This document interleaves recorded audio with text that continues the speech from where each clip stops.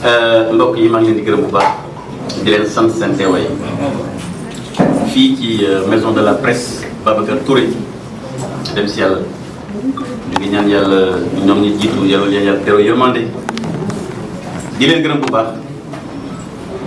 di wax ne bi ñu tey maison de la presse ak seen teewaay wax nañu lu ma téeméeri organe teew nañu fi dañ ko jël comme sas bu fi ñëwee c'est parce que dañu bëgg a delloo njukkal sunu taskatu xibaar yi ndax démocratie Sénégal bu eggee fii tey gannaaw yàlla sunu borom yéen taskatu xibaar yi ni ngeen ci teewee dans les bureaux de vote dans les centres d'inscription bërëb bi ñuy àttee résultats yi loolu moo renforce notre démocratie donc je voudrais vraiment sant leen bu baax a baax ci loolu. ma jàpp ne aussi élection yi ñu dëgmal muy 2024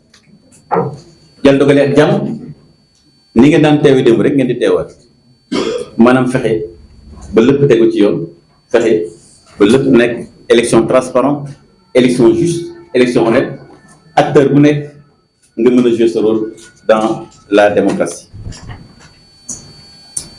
di wax ne gannaaw bi ngeen gërëmee bu baax weer wi passé du mois de mai 2023 ñëwoon ngeen fekk ñu fële ci CICES ñu taxawal fa beneen laaj bu ñu tuddoon convention bi ma doon annoncé yëgal askanu Sénégal sama fas yéene samp sama nënd pour laaj baatu askan boobu ak léegi nag wër nañu Sénégal dem nañu bitim réew dem nañu diaspora dañu ne suñu mbokk ya fa nekk waxtaan nañu ak ñoom sànq wax na ko nasaraan xëy na lu laaj ma ci delluwaat yi yëpp mais li ñu naan Sénégal des profondeurs ñi nekk ay tailleur marché HLM ñi nekk ay béykat ceeb fële ca Diembéring dans le département de Oussouye ñi nekk ay restauratrices fële ca Paris dans le 10e arrondissement ñi nekk ay béykat fële ca Matam dans les Dandé-Mayo ñi nekk ay béykat également fële ca Bakel mbaa ca Kédougou ñu wax ma ne boo demee Kédougou tey am na bras de fleuve ba fa nekk boo xam ne tudd nañ ci également Dandé-Mayo ñu war leen caa jàppale ci wàllu mbéy dem Bakel Kidira gis yoon ba nga xam ne moo nekk diggante Bakel ak Kidira situation ba mu nekk yooyu yëpp dafa jox misaal que kat dëgg la ñi ñu jiitu ci réew mi war nañu delloo njukkal ndax bu ñu amee yéen taskatu xibaar yi ni ngeen ci teewee dans les bureaux de vote dans les centres d'inscription bërëb bi ñuy àttee résultats yi loolu moo renforce notre démocratie donc je voudrais vraiment sant leen bu baax a baax ci loolu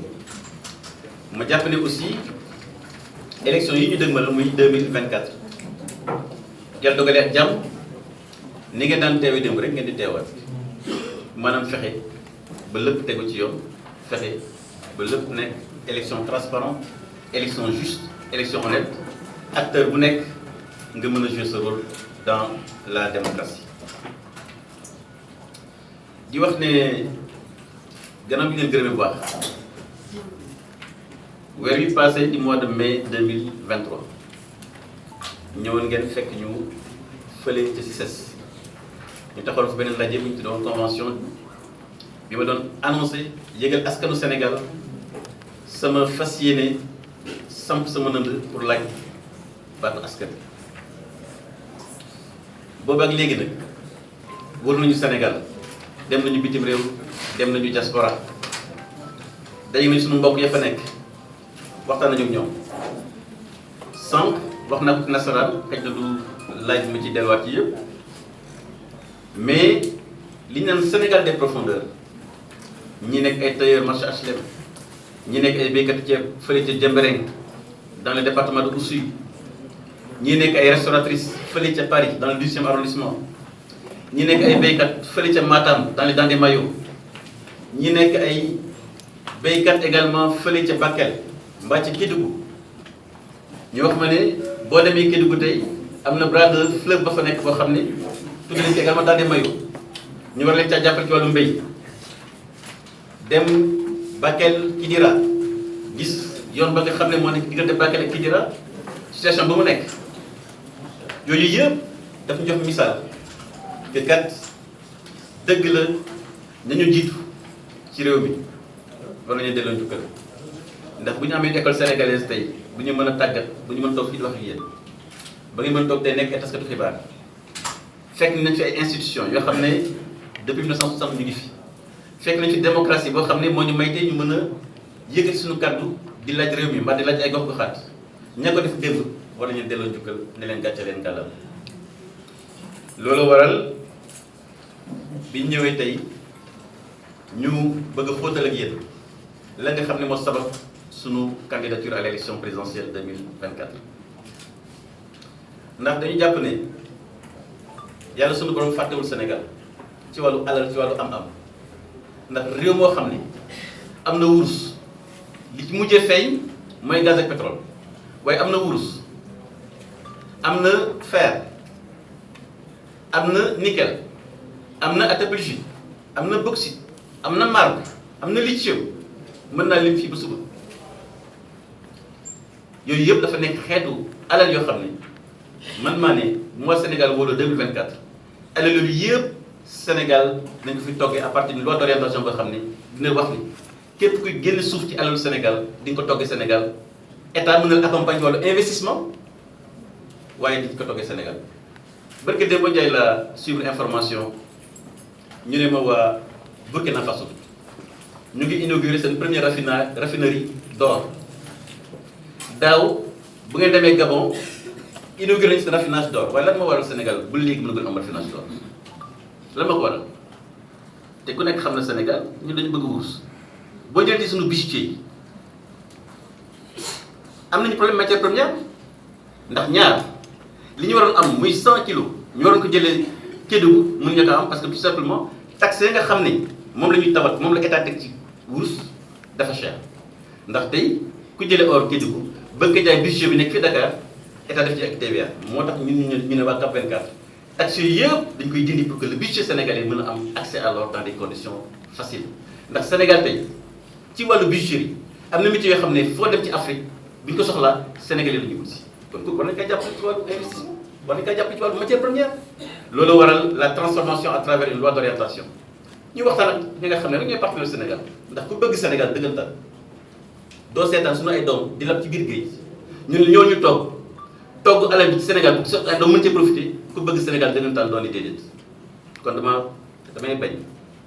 ñoo xam ne seen gis-gis dafa sorewu ñu jàpp ne loolu bu ñu ko defee da ci am problème duñu ci am benn problème ndax réew yi développé yëpp boo demee tey Émirats arabes unis boo demee tey Qatar boo demee tey Dubaï nan la ñuy def seen alal la ñuy togg seen biir réew seen jeunesse profité ci il est temps qu'au Sénégal que suñu ay richesse suñu alal ñu togg ko Sénégal parce que foofu mooy chaîne de valeur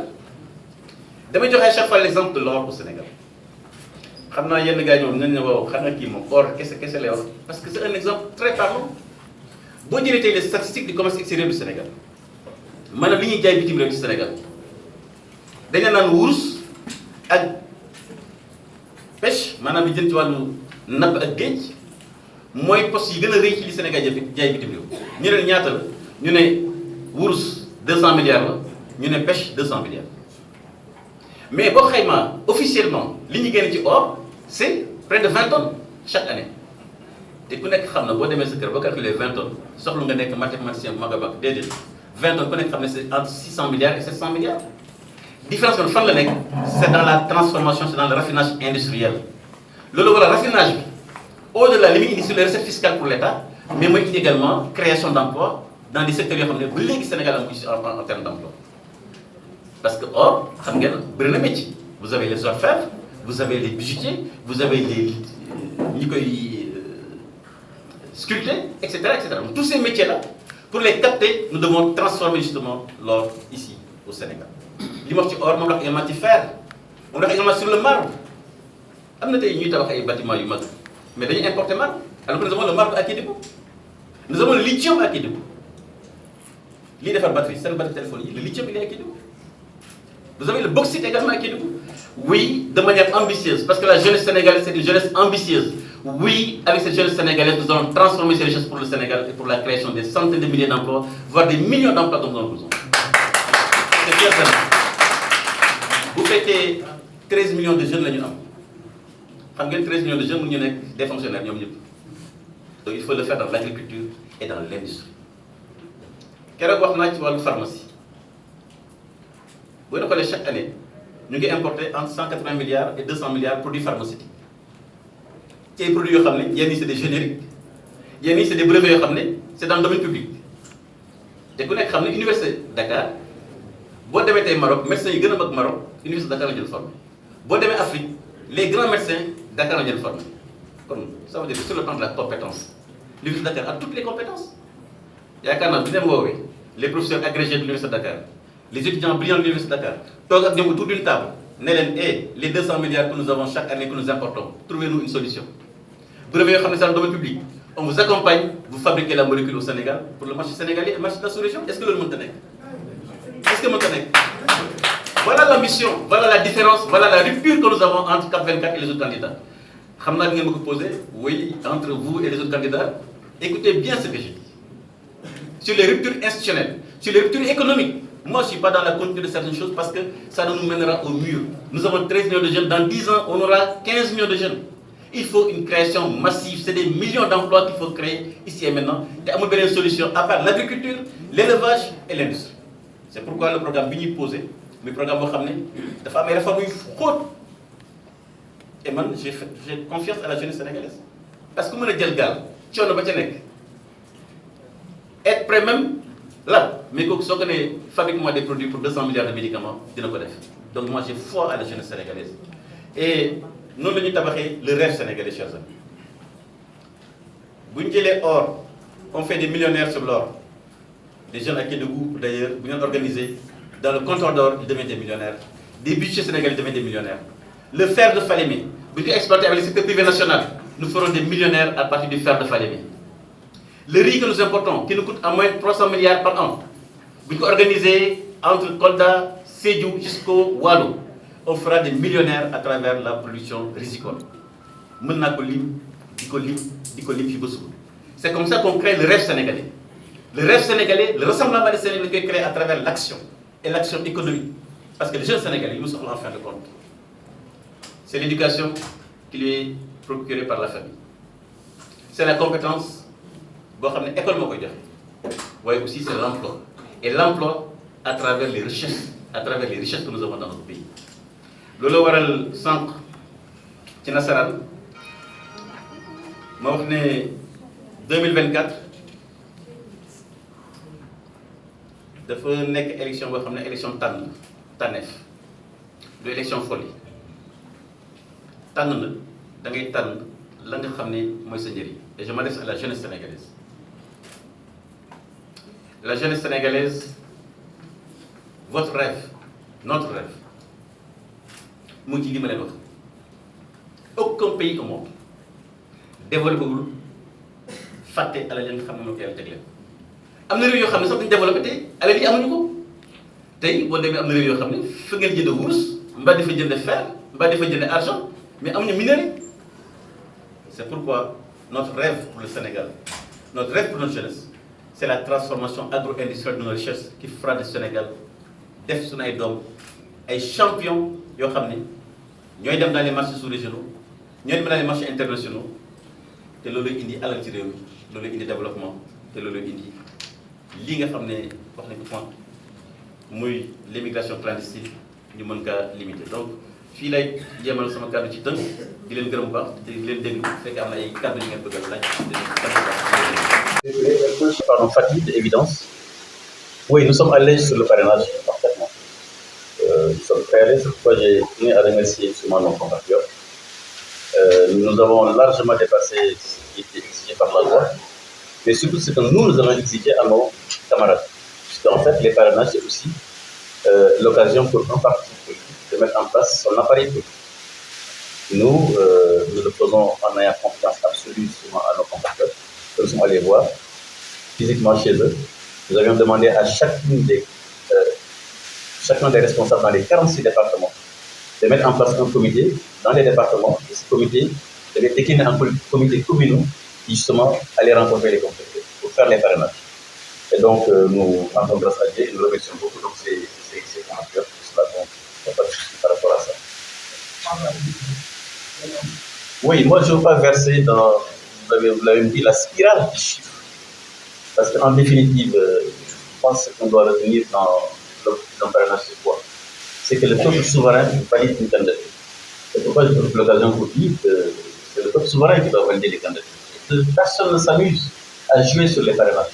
Parce que dans une démocratie, dans le processus électoral, quand vous allumez un feu, le feu vous emportera fatalement. Donc nous sommes à l'aise, nous avons confiance justement à nos institutions de notre pays, nous avons confiance aux Sénégalais, et j'ai dit clairement que quand vous avez plusieurs centaines de milliers de Sénégalais qui vous parrainent, c'est un acte qui n'est pas pour la présidentielle 2024. C'est au-delà. Je dis bien, dans les prochaines décennies, tout ce qui va se faire justement avec ces Sénégalais et ces Sénégalais. Et s'il y a une satisfaction que nous pouvons dire sur le plan moral, sur le plan politique, c'est bien cela. Nous avons vu des localités où le nombre de parrains est supérieur aux voix que nous avions, par exemple, dans cette localité. Donc, c'est tout simplement, nous sommes à l'aise et nous remercions les Sénégalais et les Sénégalais. Vraiment, je ne souhaite pas entrer dans la spirale des chiffres. Puisqu'en réalité, et ça me permet d'ailleurs d'enchaîner sur une question qui a été évoquée sur les chiffres de certains candidats.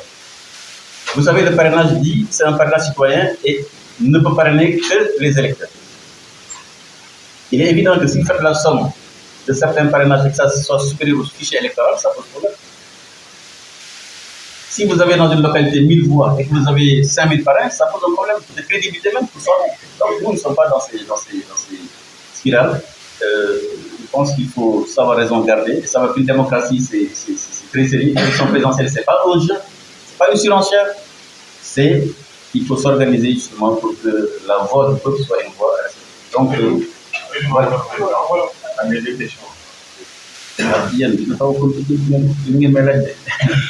Mais parce que donc, bon, d'accord, parce qu'il y a une question aussi, donc, promoteur développeur, donc, de Sow et de Sud.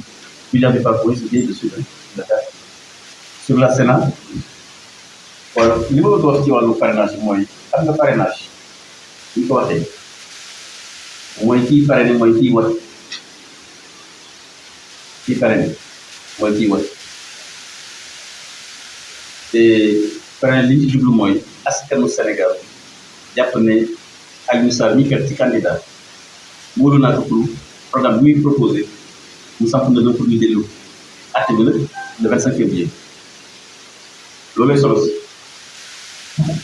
loolu waral ma jàpp ne élection présidentielle sérieux boo xam ne jamono yi ñuy toll ñu am suñu ay doom yi lakk ci biir géej ñii di wax pour naa ko sànq ci sama discours les choses sont tellement sérieuses que jàpp naa ne war ñu toog il faut une démocratie loolu waral bu ma gisee boo dajalee li ñu fi jëm ay chiffres ay 3 millions ay 2 millions ay 6 millions bu fekkee dafa dépassé fichier électoral te yi wote Sénégal 2 ou 4 millions chaque année y a problème loolu nag parce que nu Sénégal ñoom lay waxal na ngeen ko àtte ndax ku amoon fukki baat ak bërëb ñëw ne am naa junniy parrainage waa Sénégal ñu koy xaar bu élection jotee waa Sénégal dinañ seet est-ce que junniy parrainage nga am loolu la am ne parce que askanu Sénégal xel ak intelligence boo ko doon Sénégal am na fi loolu waral man damay woote à la responsabilité jàpp ne ku nekk lan la jagleen ci parrainage jar naa yokku waxtaan ak askan wi pour que suñu démocratie gën a am doole. Promoteur développeur Aliou Sow kii rajo ay ko oui waaw am na promoteur bu ñu joxoon effectivement boo jël 55 hectares mais dafa jëloon engagement xam nga tey boobu man su ma nekkee maire nga ne ma yow Sow da nga am projet pour defar ab cité te man ma bëgg a yeesal bëgg a moderniser ma commune su ma la wóoloo jox na suuf da nga am charte yu signé nee na la ñaari at ñetti at moom laa la may soo ko weesoo defoo ko ñun nag war suuf yaakaar na loolu état donc loolu moom du lu bees ndax ñi jox suuf Sénégal waxoon nañ def ay projet def ñu nangu war suuf si bëri kon loolu vraiment du loo xam ne lu bees c'est dommage parce que dañu jàpp ne doomu Sénégal la boo xam ne ñu nekkoon ci réew te bu ñu wut investissement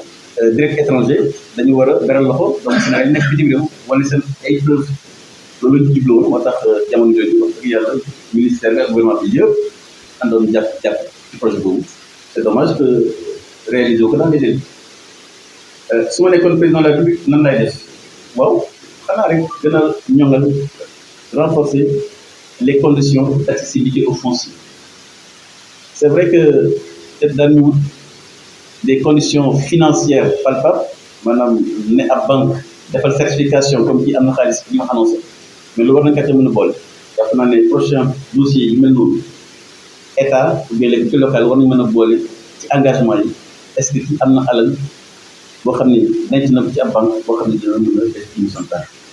donc loolu mu ci doole yaakaar naa dina yombal liggéey bi également pour am des ressources parce que loolu dafa soxla investissement tamit donc yu mel noonu nag souvent ñàkk ay cas yoo xam ne sotti maintenant concernant le Sénat. Je rassure mon compatriote. En fait, il avait 2 ans, voire 3 ans pour réaliser le projet. Les 2 ans sont écoulés. L'État a la possibilité, c'est les 55 hectares, de récupérer les 55 hectares et de trouver un autre partenaire justement qui pourra le réaliser si tant que lui, il ne peut plus le faire. Guèye wàllu parrainage mooy Sénat waaw xam nga Sénat dafa nekk kuréel boo xam ne mooy saytu élection du début à la fin te Sénat ni ñu ko tabaxee ni ñu ko toggee mu ngi ci code électoral kat yi nekk ban profil la war a am personne indépendante bokkul ci benn kuréel loolu ñuy nekk membre Sénat amul parti politique amul kuréel boo xam ne war nañu cee bokk kon bu fekkee dafa am ku nekk ci liste te respecté wul charte boobu dañ kaa war a génne donc amul lu sama xalaat c'est la loi ñaareel juróom benn war avant élection war ñu changer les règles du jeu pendant le jeu loolu kay leer na nañ maintenant bu fekkee Sénat comme dañuy changer le tiers chaque fois mën nañu ko soppi mais 6 mois avant élection kenn du changer les règles du jeu pendant le jeu donc jarul dem fii ba Chine leer na nañ au Sénégal et Sénégal c'est une démocratie majeure moo tax vraiment man damay woote vraiment c'est que processus électoral ñu def ci attention bu baax a baax parce que élection réew yu tàkk yëpp Afrique yi leen taal mooy élection mooy processus électoral parce que waxuma acteur politique mais le peuple sénégalais n'acceptera jamais que le processus électoral soit biaisé jamais on l'a jamais accepté jamais le processus électoral sénégalais ne sera biaisé yéen a ngi dans les bureaux de vote boo demee tey sama bureau de vote notre jëbaas est-ce que man mën naa changer élection yi dans le bureau de vote yaakaar naa kon vous la presse li may lancer appel mooy préparez-vous élection yi soyez dans les 14 000 15 000 bureaux de vote du Sénégal dans les centres de vote dem leen dans les tribunaux pour délivrance et en ce moment là man jàpp naa Sénégalais yi dañu tànn ci leen di gis ci anam yoo xam ne li ñuy voté Sénégal yàgg na kon vraiment côté boobu je voulais rassurer donc nos amis donc Guèye je pense que pour la Sénat c'est ça que je voulais dire donc on a un protocole de la CEDEAO 6 mois avant l'élection on ne change pas les règles du jeu pendant le jeu et ensuite le profil justement des personnalités de la Sénat c'est codifié par le code électoral et donc vous devez être une personne indépendante n'appartenant à aucune obédience publique ça c'est clair dans le code électoral. Dernière intervention une question mooy Goudiaby sur quotidien bon ñëpp nañ comme sànq sur les chiffres vraiment ku nekk da ngay jël ses responsabilités mais jàpp naa ne daal wax dëgg yàlla bu fekkee ñeenti millions de Sénégal ñooy wote ak bu nekk bu fekkee ñun dañuy wane ñun classe politique wane nañu lu ëpp 7 millions de parrains man xamul fan lañ ko jëlee xamul fan lañ jógee ba nga xoolee statistiques yi mën ñu dépasser de 4 millions d'électeurs donc vraiment il faut que Sénégalais reetaan quand même loolu la waral dégg la ma wax benn chiffre parce que d'ailleurs non seulement loolu mais chaque jour day changer parce que ñëw ngi léegi rek def naa plus de 1000 parrains de personnes yoo xam ne donc loolu la ma doon wax ci sur les chiffres ne pas personnaliser jërëjëf s'il n'y a pas d'autres questions donc merci beaucoup en tout cas. Au marché HLM à Dakar avec Modou Cissé j'ai rencontré les tailleurs du marché HLM qui m'ont exposé le problème d'être concurrencés par les broderies importées d'ailleurs et qui font que leurs ateliers ne sont plus compétitifs. Ils ont besoin de financement mais également de technologie. Dans les rizières de Djambarène, dans le département de Oussouye, j'ai rencontré Michel, le chef d'équipe, avec de braves jeunes, avec le Kandjanou, qui retournaient la terre. Ils m'ont parlé de problèmes de tracteurs et de matériel agricole spécialisé dans l'agriculture. Dans les dents des maillots à Mata, avec Ouley, j'ai rencontré des femmes agricultrices qui ont des problèmes d'accès à l'eau productive, mais également d'accès à l'eau potable. Ils m'ont posé des problèmes d'avoir un puits dans les dents des maillots à Mata. À Paris, dans le 18e arrondissement, j'ai rencontré la restauratrice Ndeye Koumba, qui m'a manifesté sa colère d'avoir l'impression d'avoir été abandonnée par son pays. Sur la route de Bakel-Kidira, dans un état très dégradé, nous avons rencontré des jeunes avec Siley qui nous ont interpellés du pourquoi, entre Bakel et Kidira, la route est dans un état aussi dégradé. À Dakar, j'ai rencontré avec Keba de jeunes cinéastes sénégalais qui ont du talent. Des producteurs qui me disent que oui, la façon dont ils sont exploités n'est pas favorable et que leur droit à la propriété intellectuelle n'est pas garanti. Et pourtant, ils ont beaucoup de talent. Fraternels, qui témoignent de leur conviction. Ensemble, nous devons participer à son construction et à son rayonnement. Mais je voulais également remercier mes camarades de la CAP 2024 avec qui nous avons lancé cette initiative depuis le 13 mai 2023. Le travail sans relâche, sur le terrain,